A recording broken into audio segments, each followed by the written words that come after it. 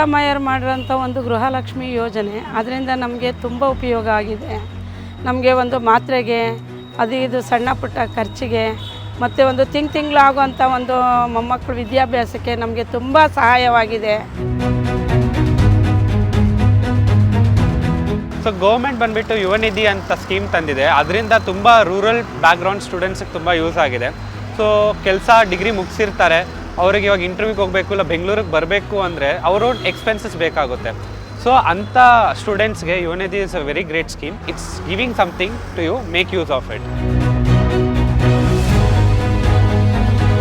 ಅಕ್ಕಿ ಬರ್ತಾವೆ, ಅದರ ಊಟ ಮಾಡ್ತೀವಿ, ಅದರಲ್ಲೇ ಜೀವನ ಮಾಡ್ತೀವಿ, ಎಲ್ಲ ಮನೆಯೆಲ್ಲರೂ ಊಟ ಮಾಡ್ತೀವಿ.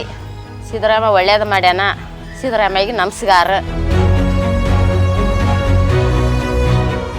ಸಿದ್ದರಾಮಯ್ಯನವರು 200 ಯೂನಿಟ್ ಫ್ರೀಯಾಗಿ ಉಚಿತವಾಗಿ ಕೊಟ್ಟಿದ್ದಾರೆ.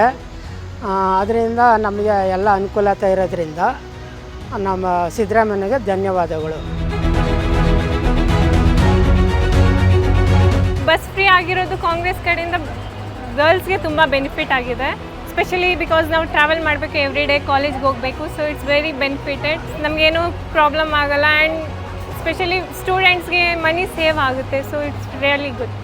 ಸ್ವಾತಂತ್ರ್ಯವೆಂದರೆ ಅದು ಘನತೆಯ ಬದುಕಿನ ಹಕ್ಕಿನ ಗ್ಯಾರಂಟಿಯಾಗಿದೆ.